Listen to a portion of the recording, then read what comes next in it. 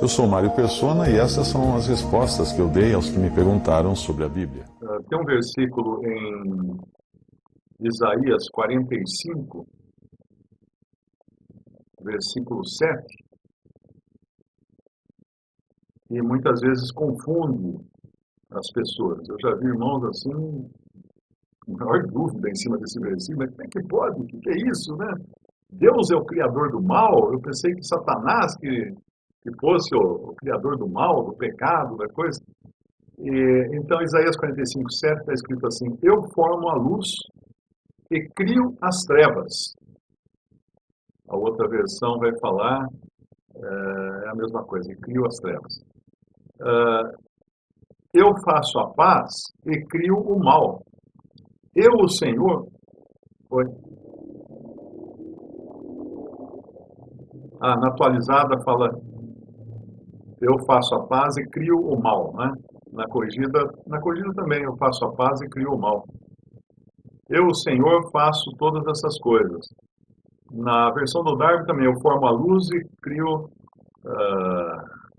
eu sou Jeová e não há nenhum outro, formando a luz e criando as trevas, fazendo a paz e criando o mal. Eu, Jeová, faço todas essas coisas. Essa agora que eu li foi a versão do Darby, que está em inglês no original. Muitas pessoas pensam que essa passagem é contraditória, porque como é que Deus pode formar a luz, criar as trevas ou criar o mal? Isso aqui é circunstancial. Por exemplo, quando eu entro na minha sala, eu aperto o interruptor da luz. Então eu crio a luz. Mas, na verdade, não fui eu que fiz a instalação elétrica, não sou eu que produzo a energia elétrica, não sou eu que criei a lâmpada, nada disso. Eu simplesmente trago luz para aquela circunstância. Para aquela circunstância, eu trago a luz. Para aquela outra circunstância, na hora que eu saio da sala, eu trago as trevas, eu apago a luz. Então, na realidade, aqui não é que Deus seja criador do mal ou criador de trevas, não. É circunstancial. Mesmo porque trevas não existem, né? Tecnicamente falando, trevas são apenas ausência de luz. Ausência de luz. Mas, então, como entender isso aqui? Da maneira como ficou a questão lá de Saul. Como é que pode espíritos malignos tomarem Saul, não é? Foram aborrecer Saul, esses espíritos malignos. Tem várias passagens que falam dessa... em 1 Samuel 16, versículo 14, que o Espírito do Senhor se retirou de Saul e atormentava-o um espírito mau da parte do Senhor. Então os criados de Saul lhe disseram: Eis que agora o espírito mau da parte de Deus te atormenta. Diga, pois, nosso Senhor a seus servos que estão na tua presença, que busquem um homem que saiba tocar harpa, e será que quando o espírito mau da parte de Deus vier sobre ti, então ele tocará com a sua mão e te acharás melhor. E aí que Davi entra na história, né? Na história do palácio ali do rei Saul. Mas por que Deus fez isso? Porque Saul tinha sido reprovado. Ele tinha sido reprovado. Mas ele tinha o Espírito Santo? Circunstancialmente, sim. Porque o Espírito Santo não habitava nos crentes do Antigo Testamento. Por isso que Davi, na sua oração, no Salmo, ele fala assim: Não retires de mim o teu Espírito. Como assim retirar o Espírito? Porque era dado com uma determinada finalidade. Ele era, vamos dizer assim, energizado pelo Espírito Santo, que vinha nele para fazer certas coisas e andar de certa maneira.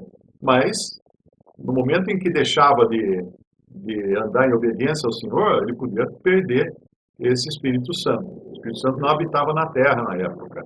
Ele vinha apenas em circunstâncias especiais sobre os servos e profetas do Senhor.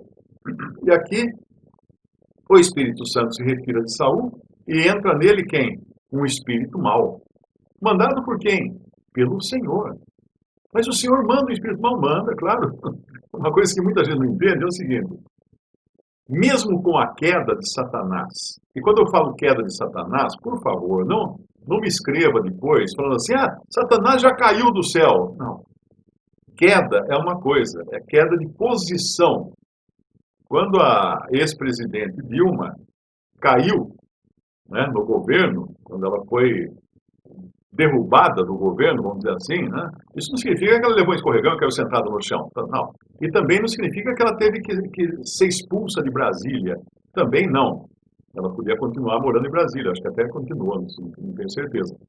Mas ela tinha caído da posição de governante do Brasil. O posto que ela ocupava, ela deixou esse posto. Satanás foi expulso da posição que ele ocupava diante de Deus de querubim da guarda. Lá quando pecou, lá em tempos imemoráveis, ou imemoriais, eu não sei qual é a palavra certa para usar aqui, mas tempos que ninguém pode definir ou lembrar. Ele caiu, mas não caiu do céu. Muito importante isso. Ele continua com acesso ao céu. Lá em Jó, capítulo 1 e 2, ele entra na presença do Senhor com todos os seus asseclas, vamos chamar assim, né? Tem um versículo até, eu não me lembro agora, mas acho que é Juízes, se não me engano, que tem uma passagem que fala que vem o Senhor com todos os seus anjos à direita e à esquerda. O que era isso? Todos os anjos, caídos e não caídos. Não vamos aqui entrar em detalhes quais que estavam na direita e quais que estavam na esquerda. Já vai virar discussão política aqui, né? Mas é só posicionalmente falando, né? E quando nós vamos encontrar lá em Apocalipse 12, que não aconteceu ainda, aí sim, eles serão expulsos do céu. Uma batalha que haverá no céu, eles serão expulsos e virão para a terra. Satanás e 1/3 dos anjos que Deus criou, que nós não fazemos ideia de quantos sejam. Pode ser um número tão grande quanto das estrelas do céu. É muito anjo. Nós não temos ideia. Mas a Bíblia também não fala em número de anjos, ela fala em incontáveis, ou alguma palavra assim que é para tirar da nossa cabeça qualquer ideia de querer determinar um número, né, uma quantidade de anjos. Então, esses anjos todos, ainda que caídos, assim como os demônios, que eu entendo que são os espíritos imundos, uma outra classe, né? Não sei se alguns irmãos não entendem assim, mas eu entendo que os anjos são uma coisa, eles são divididos em várias classes, como querubins, serafins, arcanjos, diferentes classes, com uma hierarquia também, por isso que o querubim é o mais elevado, o querubim da guarda, né? Satanás estava no topo dessa pirâmide de comando. Mas eu entendo mais que os anjos são distintos dos demônios ou espíritos imundos, porque você não encontra anjo necessitando de corpo humano. Quando eles precisavam de corpo humano no Antigo Testamento, eles assumiam a forma humana, ao ponto de assumir uma forma humana capaz de se reproduzir, como fizeram os anjos lá em Gênesis 6. Já os demônios ou espíritos malignos, nós vemos naquela descrição da expulsão ou da libertação dos 2 gadarenos, ali no Evangelho, nos Evangelhos, né? Que aqui abre um parêntese para dizer, para você não se preocupar que em um Evangelho diz que era 1 gadareno e no outro diz que era 2. Era 2. Mas é que no Evangelho o Espírito Santo quis tratar só de 1. Mas o total eram 2. Ok? Então, ali ele expulsa, o Senhor expulsa, não expulsou Satanás, ele expulsou demônios. Ele expulsou aqueles espíritos malignos, daqueles homens. E os espíritos malignos pediram, então, para entrar nos corpos dos porcos. Então, isso dá um indício, né, uma suposição até, de que demônios ou espíritos malignos precisem de pessoas, ou de animais, precisam de corpos. É como se eles são não tem o sem casa, o sem terra? Então, eles são o sem carro. Eles precisam de um veículo para poder se manifestar. Por isso que o Senhor permite que eles entrem nos porcos e eles acabam matando os porcos no precipício ali. Cai toda a porcaria toda no mar lá e morre tudo, né? E aí eles ficam livres para sair por aí e tomar outras pessoas, como nós vemos vários casos nos evangelhos de pessoas possessas, possuídas por demônios. O único possuído por um anjo que nós encontramos na Bíblia é Judas. E nós vemos que Satanás entrou nele. Ou seja, era a missão mais importante de Satanás, então ele não ia mandar um subordinado, né? Ele entrou em Judas para cumprir aquela missão de entregar ao Senhor Jesus. Então esse exército de seres espirituais, anjos de um lado e espíritos imundos ou demônios, que são nomes intercambiáveis nos evangelhos, do outro, agindo uns mais na esfera celestial, não é? Outros mais na esfera terrena, mas uma outra prova, inclusive, de que Satanás ainda, com os seus anjos, com seus poderes, os seus principados, está nos lugares celestiais. Uma prova disso é que quando nós somos exortados a batalhar, a vestir a armadura da fé, lá é dito que nós vamos batalhar, a nossa luta não é contra carne nem sangue, mas contra os principados, os poderes, onde? Nos lugares celestiais. Então, quando nós nos ajoelhamos para orar, para entrar em combate contra Satanás e suas hostes, nós não apontamos as nossas armas de oração aqui para baixo, né? Aqui na direção aqui da horizontal. Nós apontamos para os lugares celestiais, porque é onde eles atuam. E o desejo de Satanás e de seus demônios, de seus anjos caídos também, é sempre de matar, de desonrar, de destruir. Tanto é que naquela história, muito interessante isso, quando o Senhor está indo com seus discípulos para Gadara, para a terra de Gadara, onde ele iria expulsar os demônios dos gadarenos, o que acontece? No mar levanta-se um vento muito forte. E quando nós vemos que os poderes ou potestades demoníacas ou satânicas são poderes do ar, é o príncipe do ar, nós vemos que ele tem poder até para levantar uma tempestade, como ele levantou um vento que derrubou a casa dos filhos de Jó, vindo dos quatro cantos. Não tem um vento que vem dos quatro cantos, os ventos sempre vêm de uma direção, mas era um vento sobrenatural. Levantado por quem? Pelo Satanás, com autorização do Senhor. Eles tiveram que... É como se dissesse que para Satanás agir, ele tem que pegar um carimbo no andar de cima, né? Senão ele não pode agir contra um crente. E ali estava um homem crente, que era Jó. Então o Senhor decidiu permitir aquilo sobre Jó, sobre Jó, para que aquele sofrimento trouxesse para ele o maior conhecimento de quem era Deus. Eu te conhecia só de ouvir falar, mas agora os meus olhos te veem, diz Jó no fim do seu sofrimento, mesmo sem ter entendido como que começou aquilo, né? Porque, por mais curioso que pareça, Jó não leu os 2 primeiros capítulos do livro que leva o seu nome, porque não deve ter sido ele que escreveu, né? Deve ter sido talvez Abraão ou Moisés, né? Deve ter sido Moisés que escreveu o livro de Jó por inspiração divina. Nós devemos entender isso, que é sempre por inspiração divina, porque é o livro mais antigo da Bíblia. Mas Jó, pessoalmente, não deve ter lido os primeiros 2 capítulos para falar assim, então foi isso, né, que o Senhor fez, tal, e permitiu que Satanás fizesse comigo, tal. Não, ele não leu, mas ele se contentou mesmo assim, porque ele percebeu que tudo aquilo tinha vindo sobre ele com permissão do Senhor. E foi para o bem dele e para a glória de Deus, em todos os momentos. Então, a mesma coisa aqui com Saul, com esse espírito mau, da parte do Senhor. Então, lembrando que os espíritos, os anjos caídos, todas as hostes celestiais do bem ou da maldade, elas estão, em última instância, subordinadas ao Senhor. Não cai uma unha do diabo se o Senhor não permitir. Eu sei que parece versículo bíblico isso, mas não é, tá? Mas se o Senhor não permitir, não acontece. Ele não pode tocar um crente se não for com permissão expressa, com carimbo lá no céu.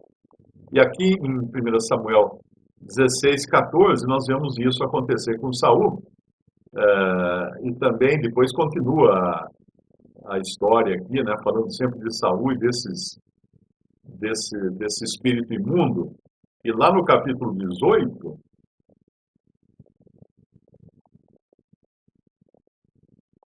nós vemos que aconteceu no outro dia que o mau espírito da parte de Deus se apoderou de Saul e profetizava no meio da casa. E Davi tocava a harpa com a sua mão, como nos outros dias. Saul, porém, tinha na mão uma lança. Estava armado aqui nesse episódio. E Saul atirou com a lança, dizendo: encravarei a Davi na parede.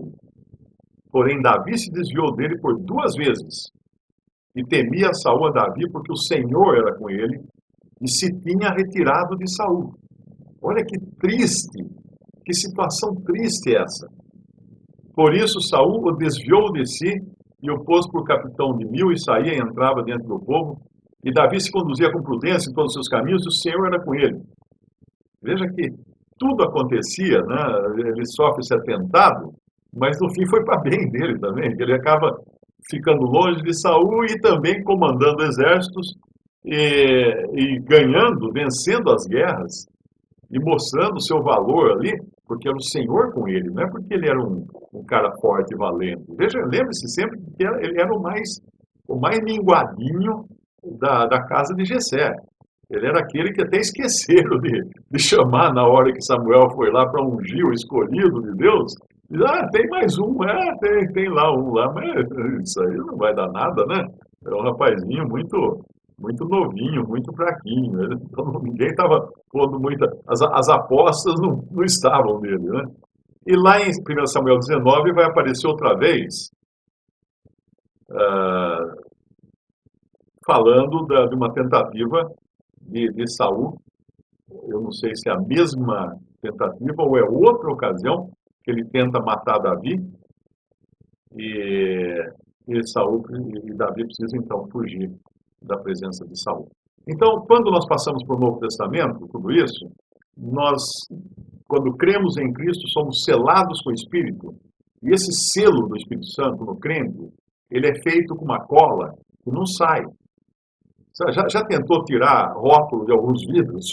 Você não consegue, precisa ferver na água, porque não sai. Que cola é essa que os caras colocam, né? Não sai de jeito nenhum essa cola. O Espírito Santo está no crente agora, incorporado, vamos chamar assim, no crente. Ele habita no crente.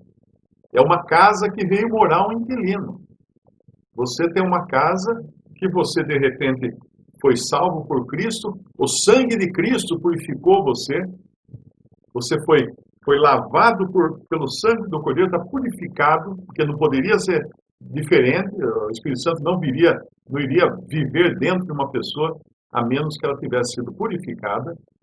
E aí nós temos o Espírito Santo em nós, que nunca mais, o Senhor falou assim, Ele estará convosco para sempre, Ele falou para os seus discípulos. E é tão grudadinho assim, essa união do Espírito Santo com o crente, que quando o crente for levado da terra, quem vai junto? O Espírito Santo. O Espírito Santo vai junto. E aí não vai mais estar habitando na terra. É claro que ele vai continuar atuando em todas as esferas, porque o Espírito Santo é uma pessoa divina, é Deus. Deus, o Espírito Santo. Mas não estará mais habitando na terra, habitando na igreja como um todo, como ele habita agora, e nem particularmente no crente como pessoa. Esse tem o Espírito Santo. Agora, um crente pode ser possuído por um demônio? Não. Não, porque a casa já foi alugada para outro. No nosso, como é que chama aquele serviço de aluguéis que tem agora na internet? Você vai lá, aluga uma casa, tem um nome lá, isso. Aluga para uma pessoa só, alugou, acabou, fechou. Agora, a próxima temporada, aluga para outra. Então, o crente hoje já está ocupado pelo Espírito Santo. Então, é impossível. Às vezes eu recebo um e-mail e falo assim, uma irmã lá na igreja caiu no chão, possuída de demônio, papapá. Eu respondo o seguinte, olha, cara, são 3 possibilidades. Uma, ela tem uma doença chamada epilepsia. Pode ser. Eu diria até 4 possibilidades. Vamos ver quantas são. Uma, ela tem uma doença. Outra, ela teve um ataque de histeria. Que é mulheres são mais suscetíveis a ataques de histeria. Eu tive uma aluna lá no interior de Goiás, tinha acho que 15 anos de idade, geralmente acontece numa idade assim, viu? ela teve um ataque de histeria no meio da aula. Ela tinha muitos problemas com família, ela morava na casa de um tio, tinha uma série de problemas a menina. Muito, muito difícil a vida que ela levava. E, de repente, no meio da aula, ela deu um grito lá e se estrebuchou assim na carteira e começou a tremer, e saiu uma espuma branca assim da boca, né? Da hora, a classe, a molecada, ó, tá endemoniada, professor, está endemoniada, menina, tá nada. Ela estava tendo um ataque histérico. Tanto é que eu peguei, fui buscar o meu carro, né? Parei na frente da escola e aí vamos levar para casa do tio, né? Peguei ela no colo. Quando eu fui colocar ela no banco do carro, atrás do Fusquinha, que era um Fusquinha, para enfiar uma pessoa atrás do Fusquinha, era ginástica. A blusa dela abriu. A blusa dela abriu e apareceu os seios. Ela, na mesma hora, fechou. Quando ela fez isso, eu falei assim, não é inconsciente a coisa toda. Depois eu fui ler num livro que eu tenho em medicina e falava justamente isso, que a pessoa num ataque histérico, ela está semiconsciente. Então ela tem reações que são instintivas para se proteger, por exemplo, mas ao mesmo tempo ela está num estado assim que os neurônios ficam dando trombada no cérebro. E aí levei para casa do tio, depois avisei o tio, falei, deixa ela sozinha num quarto escuro, sem gente, sem bagunça, sem nada. Adiantou? Não. Virou um festival. A cidade inteira tinha quantos habitantes da cidade? Acho que eram 600 habitantes, se não me engano. A cidade inteira na janela do quarto e a menina se estrebuchando. Eu voltei, tira todo mundo daqui, deixa o livro lá de medicina, fala que tem que ter sossego, a pessoa tem que sossegar, acalmar, não ter nada, você tirou todo mundo. Daqui a pouco volta todo mundo, e o dono da casa, o tio dela, né? Não, a casa é minha, eu faço o que eu quero. Tá bom, então até logo, faça o que você quer. Naquela madrugada ele precisou pegar a caminhonete dele, botar a menina numa caminhonete e viajar 4 ou 5 horas para Brasília, para o hospital. Para chegar em Brasília, no hospital, o médico fala assim, você tem que pegar ela, deixar num quarto escuro, sossegada, sem gente, para passar o ataque histérico, de histeria. Então, isso não é. Então, o caso pode ser um caso de epilepsia, um caso de ataque histérico, se fala que uma crente lá na igreja caiu, se estrebuchou toda, ataque histérico. Porque é uma necessidade de atenção do subconsciente, por isso que dá muito em mulher. E muito em adolescente até, porque aqui a atenção, inconscientemente ela cria um momento de requerer, de exigir atenção. Então pode ser uma dessas duas coisas, pode ser também sem vergonhice, pode ser coisa combinada, ou ela nunca foi crente. Ela nunca teve o Espírito Santo habitando nela, pode ser realmente uma possessão demoníaca. Agora, no combinado, eu tive um caso também, que uma vez eu dei carona para um homem muito simples, muito pobrezinho, e na viagem eu dei um folheto para ele do Evangelho, eu falei assim, moço, você sabe que eu vou numa igreja lá perto de casa, tem uma igreja lá perto de casa, e tem umas moças que cantam bonito e tudo, mas eu nunca entendi uma coisa, o pastor lá não é bom não, não é bom não aquele pastor, ele não faz as coisas direito, porque era uma igrejinha pequena, né, devia ser uma congregação pentecostal pequenininha. O pastor não faz as coisas, o serviço que ele faz não é bom, não. Por quê? Por que você acha que não é bom? Porque eu vou lá num culto, tem umas 4 moças lá que caem no chão e começam a se debater possuídas de demônio. Aí o pastor vai lá e expulsa o demônio delas. Aí eu vou no culto na semana seguinte, as mesmas 4 moças caem no chão e começam a se estrebuchar. Assim, meu amigo, não é que o pastor não é bom. O problema é que é combinado. Isso aí é a combinação que fazem nessas igrejas para assustar o povo e achar que tem poder ali, alguma coisa assim. Então, eu não tinha entendido isso. Então, esses são os casos em que pode parecer possessão demoníaca. Agora, quando é um incrédulo, pode ser sim possessão demoníaca. Nós temos um irmão, ele congregou um tempo, logo no começo, aqui no interior de São Paulo, e ele contou um caso interessante. Ele tinha um irmão, que era incrédulo, e volta e meia o irmão ficava possesso. Aí ele ia lá no quarto do irmão, e orava, e clamava, e papapi, papapá, papapá, até passar a possessão do irmão. Aí um dia, ele estava lá fazendo umas coisas, a mãe dele chegou e falou assim, ó, o seu irmão está lá no quarto possesso. E ele pediu para você ir lá expulsar. O demônio está pedindo para você ir lá expulsar ele. Eu falei assim, o quê? O demônio está pedindo para ir lá expulsar ele? Pode esperar sentado. Então ele pegou e foi para o seu próprio quarto e ficou orando. Não foi lá, não foi dar atenção para o demônio. Nunca mais ele teve possessão. O rapaz teve possessão. Esse irmão dele acabaria morrendo num acidente de ônibus. E ele seria prensado por 2 ônibus no estacionamento, né?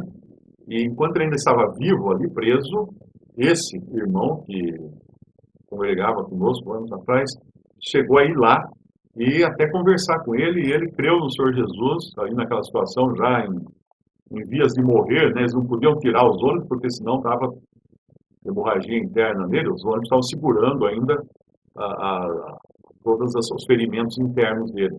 E ele se converteu, rapaz, na última hora da vida, graças a Deus por isso. Então é muito, muito importante ter sabedoria para lidar com essas coisas de espírito imundo, de demônio. Então, o crente não pode ser possuído, mas pode ser influenciado. Sim, influenciado. Do jeito que você assiste um filme de terror e à noite, como você consegue dormir? Não, você já fica lá se pelando, vai lembrar da cama, cobre a coberta na cabeça, porque você foi influenciado por um filme de terror. E Satanás, os demônios dele, sabem muito bem como influenciar a gente também com os seus próprios filmes de terror, não é? Visite respondi.com.br. Adquira os livros ou baixe e-books. Visite 3minutos.net. Baixe o aplicativo.